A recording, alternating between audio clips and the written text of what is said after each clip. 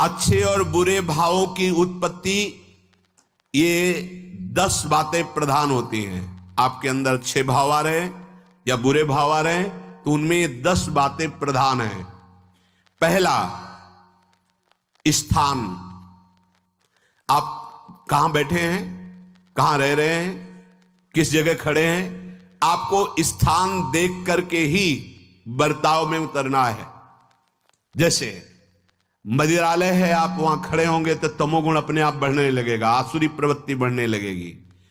ऐसे ऐसे जिस स्थान पर खड़े होने से, देखने से, बात करने से हमारी वृत्ति बिगड़ रही, उस स्थान का तत्काल त्याग कर देना चाहिए, वहां से हट जाना चाहिए। पहला है स्थान। जैसे सत्संग, यमुना जी का एकांतिक पावन तट, किसी लता के नीचे, किसी संत भगवान के सानिध्य में, अब हमारा ये स्थान भजन वृत्ति बढ़ाएगा। उस व्यक्ति का घर जिसके पास जाने से वासनाएं बढ़ रही, उस स्थान में जहां दृश्य देखने से हमारे अंदर गंदी बातें आ रही, पहला है स्थान। दूसरा है अन्न। बहुत बड़ा प्रभाव अन्न का होता है। अगर अधर्म के द्वारा कमाया हुआ अन्न है तो बुद्धि अधर्म में ही लगेगी। यदि भोजन पकाते समय, रसोई रांधते समय आप विकारात्मक चिंतन कर रहे हैं तो कोई भी प्रसाद पाए उसके अंदर विकार जागृत हो जाएगा। अन्न का बहुत बड़ा प्रभाव पड़ता है। एक बार पूज्य पाद उड़िया बाबा जी महाराज अपने परिकर के साथ भ्रमण में थे तो किसी बड़े धनी मानी ने निमंत्रण दिया, महाराज आज यहीं रुको। तो बाबा ने कहा हम लोग गांव के अंदर नहीं रुकते, तो बाहर कोई वृक्षों का समुदाय, जंगल जैसा, तो उसमें वहां रुके, पर भोजन उनकी तरफ से, भोजन सबने पाया।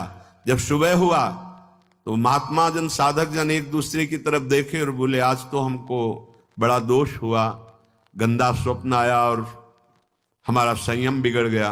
बोले ये तो हमको भी हुआ, जितने थे सबको हुआ।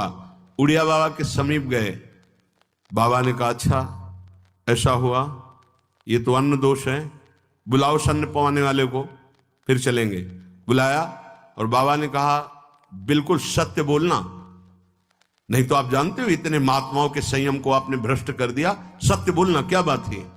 तो उनका महाराज संतान नहीं हो रही थी, सुना था आप बहुत सिद्ध महापुरुष हैं तो आपके परिकर को इसीलिए पवाया, अंदर काम भाव था कि हमारे कामना थी कि संतान उत्पन्न हो, वैसे चिंतन करते हुए बनाया ऐसे। बोले सबका संयम नष्ट कर दिया, होश में, नरक जाने वाली बात मत सोचो। अरे संतों को पवाओ जैसे अपने पुत्र को पवाते हैं, ऐसी भावना करनी चाहिए। आज हो भाग्य तो परिणाम खुद मंगल में निकलेगा।